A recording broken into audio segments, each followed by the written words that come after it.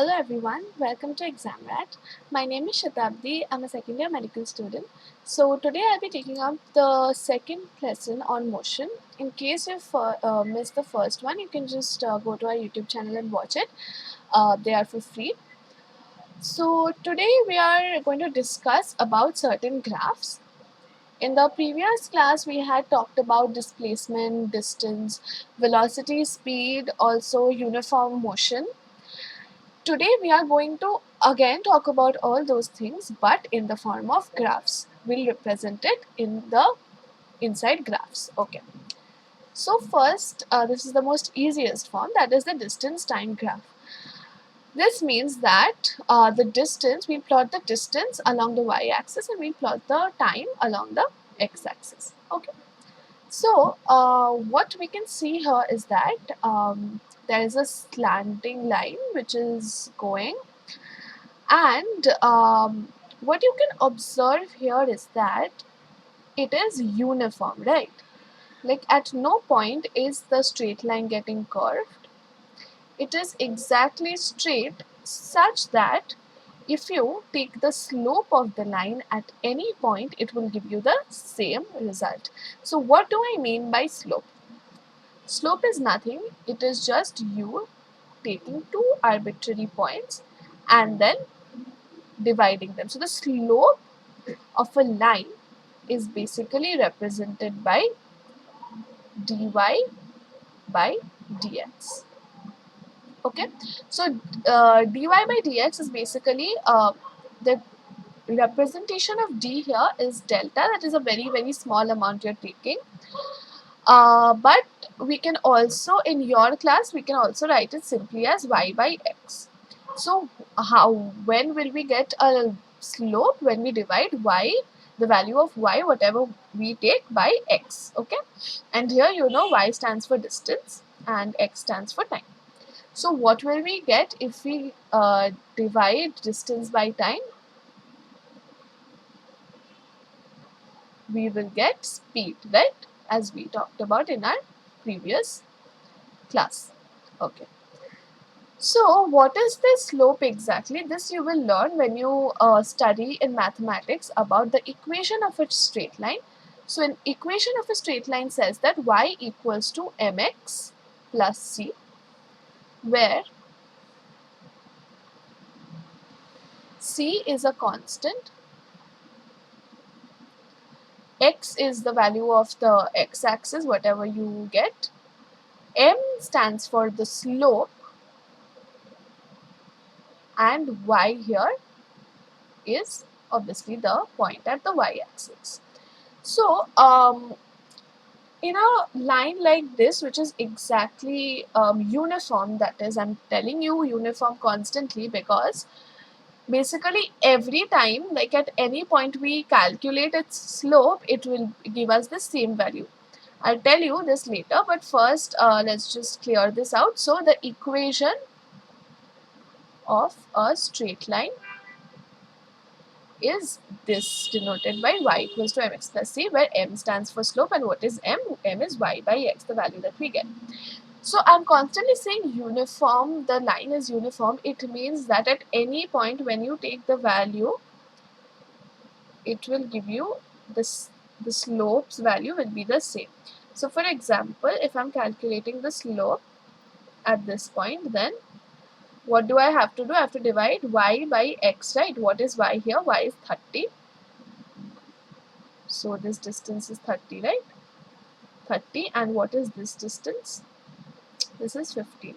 So I'm basically calculating the slope. Okay. So 30 by 15, it will give me 2 meter per second. Again, I calculated at this point, right? Just denote it with a different color. So what is it giving me here? Again, to find the slope of this much, we have to divide 20 by 10. It is also giving us 2 meter per second. So now you can understand what I'm telling you is that if a car is moving and covering equal distances,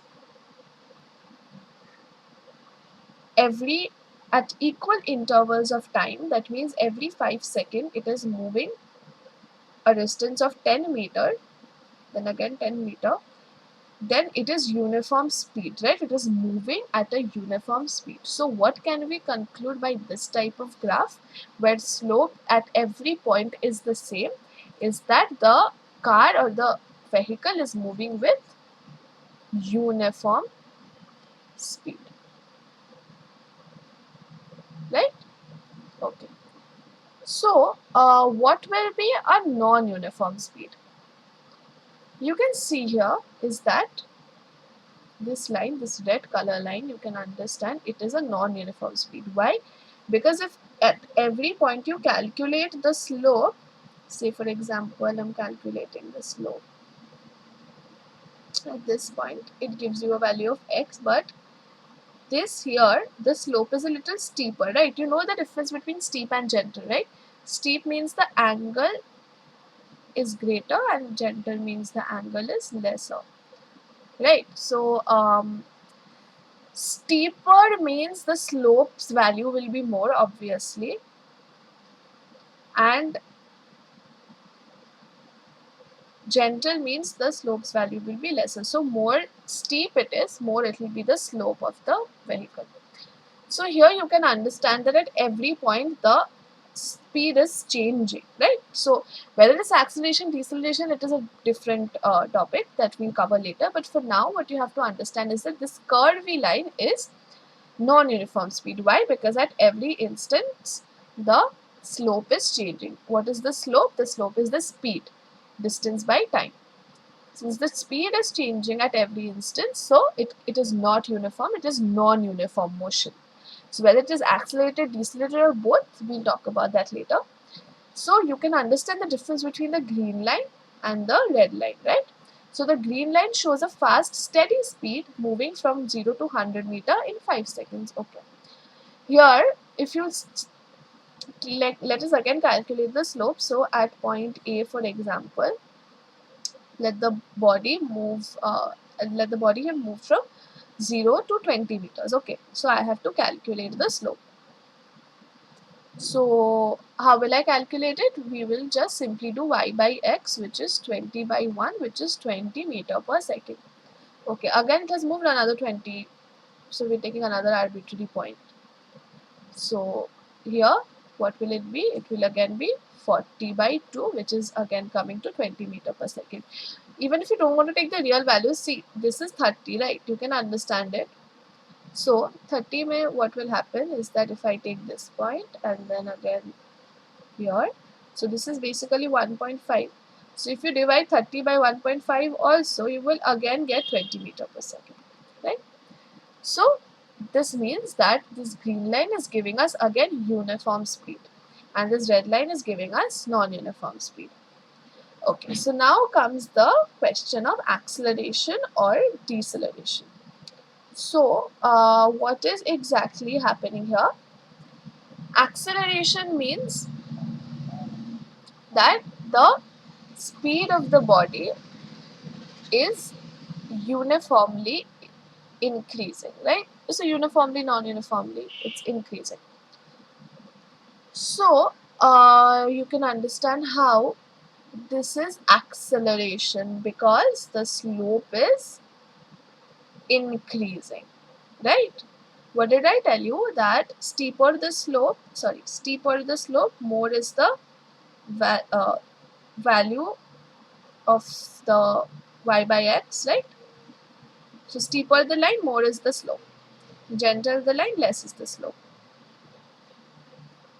So here you can understand that it is going steeper means its slope is increasing and that means the body is accelerating, right? So if at one point the speed is 20 meter per second, after 2 seconds you see it is 22 meter per second. It is accelerating. Whether uniform, non-uniform, that is separate. But for now what we have to see that whenever it is a curved line and the slope you are seeing is slowly increasing or getting steeper, then it is accelerating. Then what is deceleration? You can understand again from steeper slope it is going gentle, right? So the angle is decreasing. So whatever the slope was here, the slope is lesser here at this point. So that gives us the deceleration point, right? And finally it is coming to a stop. What is a stop? It means that suppose the body has covered 80 meters and now you are seeing that after 10, 12 seconds, 11 seconds also it is at the same position, it is not moving. After 12 seconds also it is in the same position, so it is not moving. Whenever a body is not moving, then how do we represent it in a distance time graph? So suppose the body starts from the 0 point and it is moving. Let's say this is the distance meter, this is the time, second. So you are seeing after covering 50 meters with time from the start, say T1, T2, T3. So you are seeing that even if the time is increasing, the body is still at the same position. How? Because it is still at the same position from the starting point, which was 0, right? So it is at the same position as it was, but you are increasing the time. So this will give us the conclusion that the body is at rest. The body is not moving. So similarly, here also, the body is at, say, what is this? This is 85 meters. It is 85 meters from its starting point. It is constantly at that point only, no matter how much you are increasing the time. So the body has basically come to rest. Okay. So you can understand this line now. This blue one. So the blue one is a little conceptual. So the first part is easy, like we talked about in our previous slide only, that it is steadily increasing. There is uniform speed, there is no acceleration, it is uniformly increasing the speed. Then it has come to a halt, like the car has stopped after covering 40 meters. Then it is at 40, it is at the position 40 from the main point for say 5 to 9 seconds. So for 4 seconds the body has stopped. Then again it has started moving, but but the graph is now coming here. So what does it exactly mean? It is basically that the body is now again moving with the steady speed, but in the opposite direction, right? You know that displacement, like if a body starts from a point and then again returns to its original point, then the displacement is 0. It's basically returning to its original point, which is at the mark 0, right? So you can see how it is returning to its original point. So for that, obviously the direction is different, right? So if this was the positive direction, if this is the positive direction, obviously this is the negative direction. So now the body is returning to its original position, but with the same speed. Okay. So finally at 12 seconds, the body comes back to its original position. Displacement, mind you, is 0.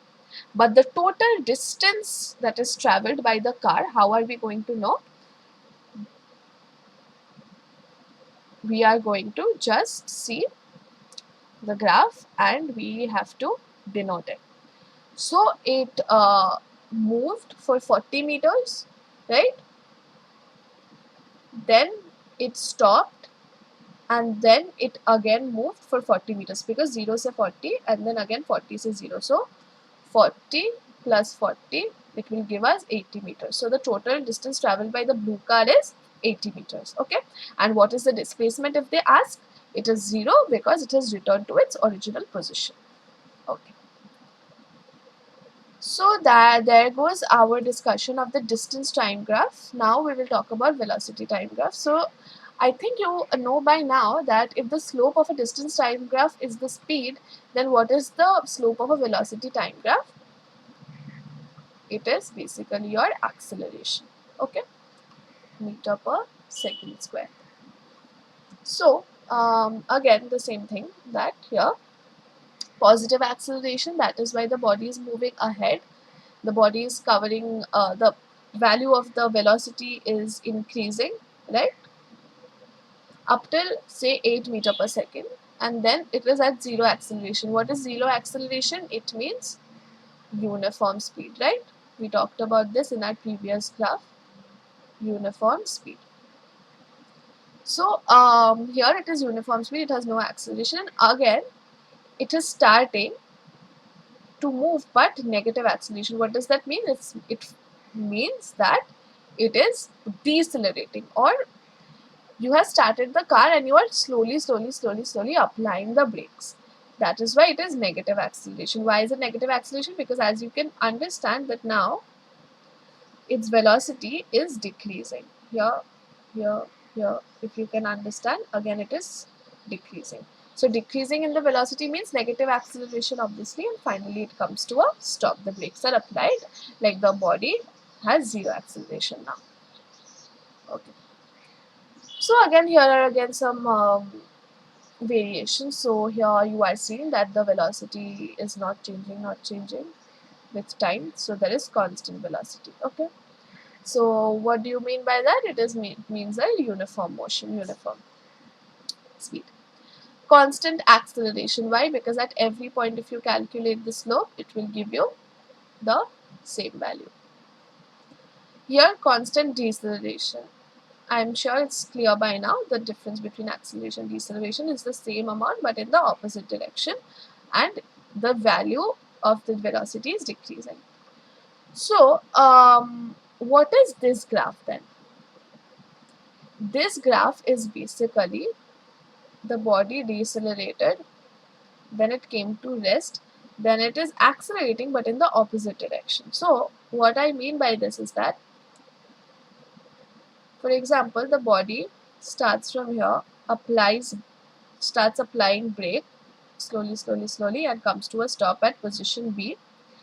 Then what it does is it starts accelerating and it starts moving but in the opposite direction.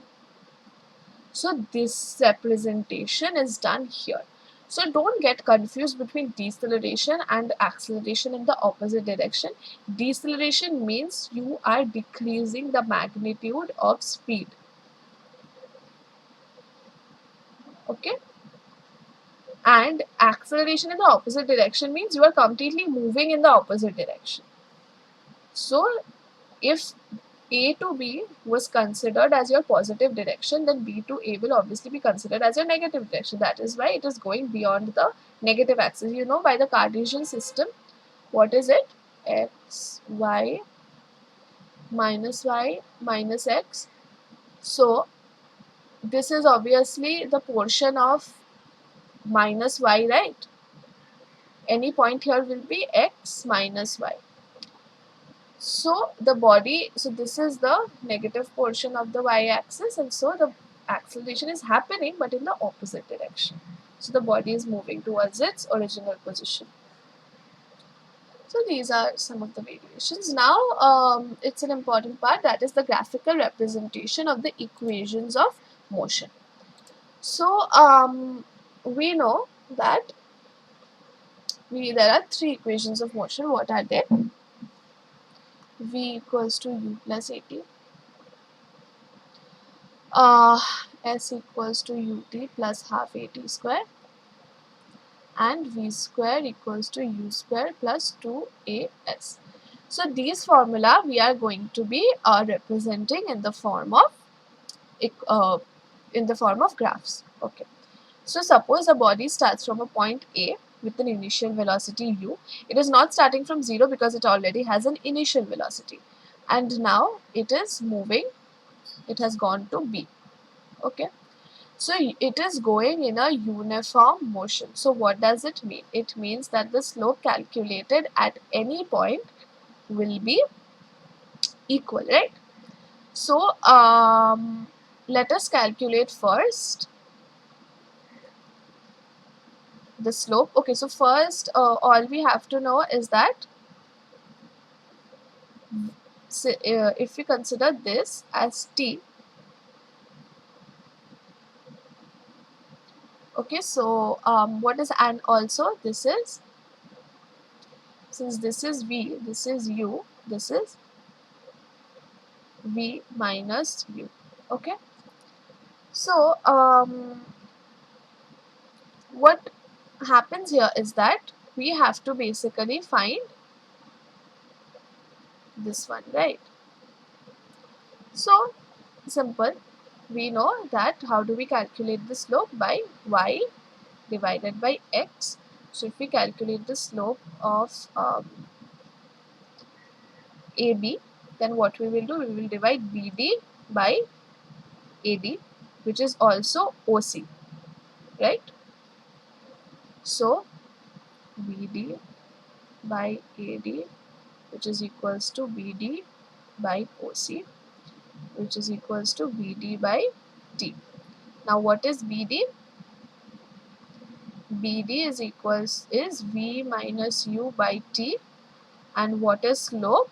Y by X. Now how can we write Y by X in a velocity time graph? By A, right?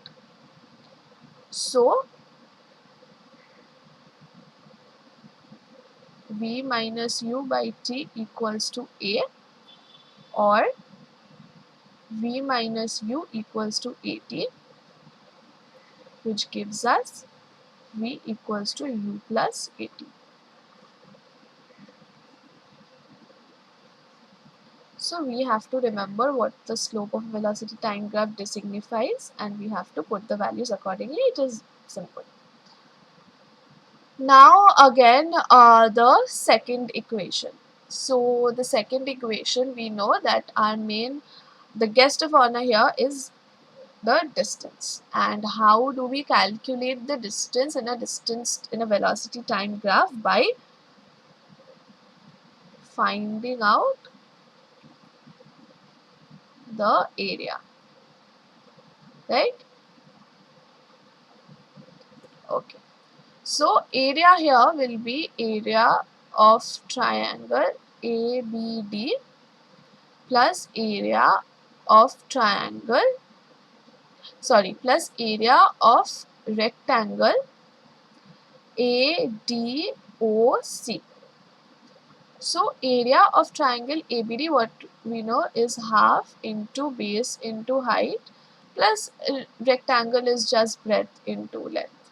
So half into what is the base? Base here is T, into height. What is the height? V minus U, plus here it is breadth into height, but again T multiplied by length, which is U. Okay. So S equals to half T V minus U plus UT.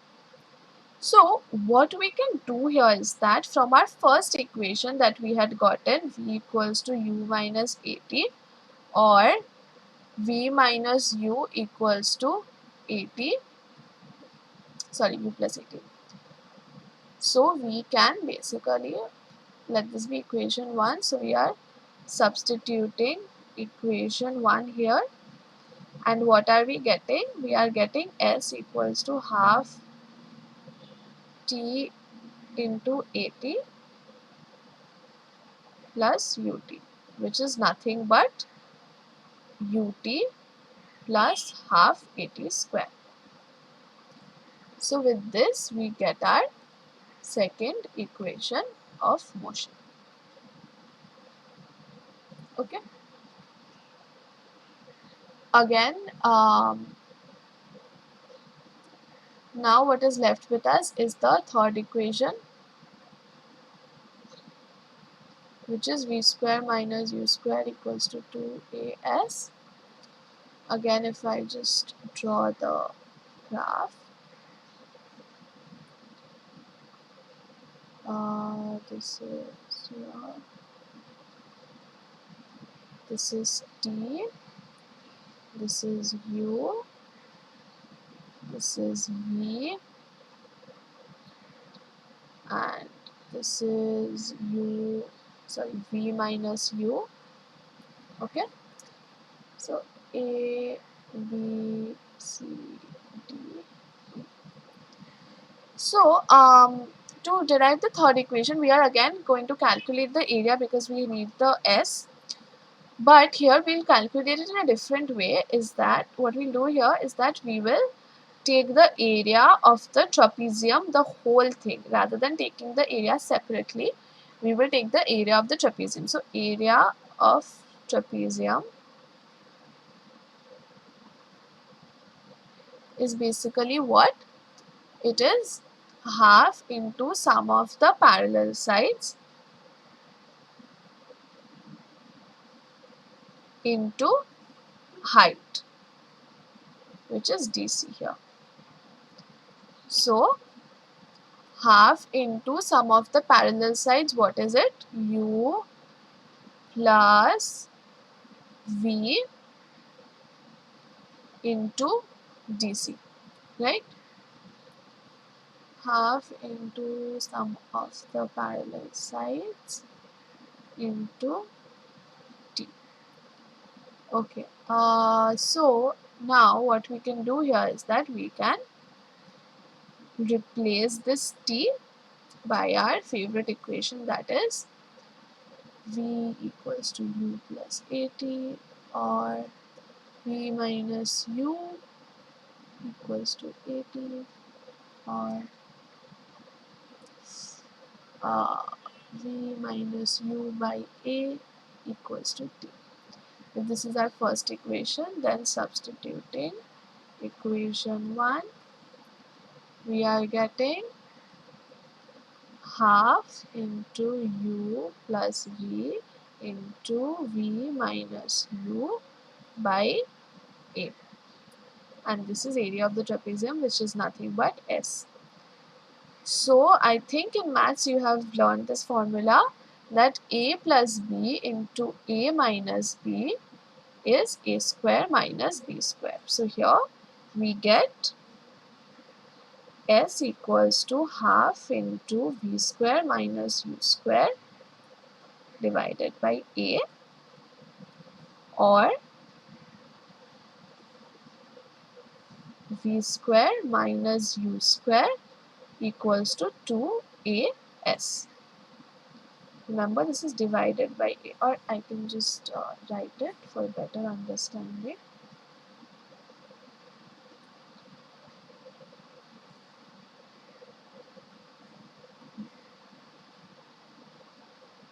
Okay, so here we get our third equation.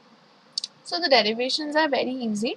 In competitive exams, you are not going to get the derivations. You are just going to get the application of the equations. And there can be certain objective questions related to graphs, but they will not ask you for derivations. But for your board exams, yes, it is important. Okay.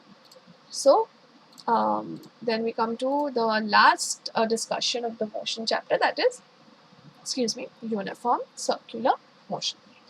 Okay, so when I say uniform circular motion, does that mean that there is no acceleration? Well, actually there is. And why is that? It is because since it is a circular motion, the position of the particle is changing at every instant. Since the position of the particle is changing at every instant, you know that velocity is a vector quantity. So velocity's direction is changing means velocity is changing. And when dv dt is happening, when velocity is changing per unit time, you know that there is an acceleration present. So in a uniform circular motion, even if you say that the velocity, the value of velocity is 2 meter per second, and it is again at all point of time the value is 2 meter per second, you are correct. The magnitude is not changing, but the direction is changing at every instant. So it is a kind of a motion which has a uniform speed, but at the same time it has acceleration too. Okay. So what causes this acceleration? So you know that wherever there is an acceleration, there is a force involved. Why? Because force equals to mass into acceleration. Everywhere there is acceleration produced, it is due to a certain kind of a force. So what is a force? what is the force acting in a circular motion? It is a force acting towards the center, something that is pulling the particles towards the center at all times. What is this force? This is known as the centripetal force.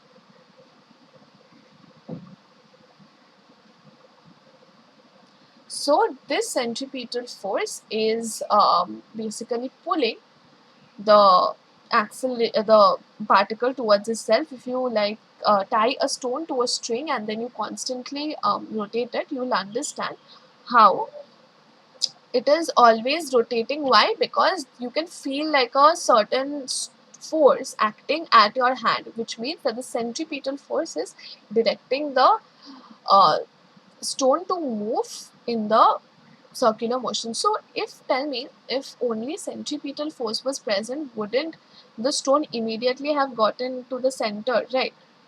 So the motion is happening because two forces are opposing each other. One is the centripetal force and another one is the force that is basically tangent to the circular path. So what I'm trying to say is that if there is a force here, there is an obviously opposing force here, and due to their you can say collision, or due to their fighting with each other, they basically neutralize each other in a way that the particle does not directly move out of the circle but does not directly go into the circle. It carries itself to a circular path constantly. So basically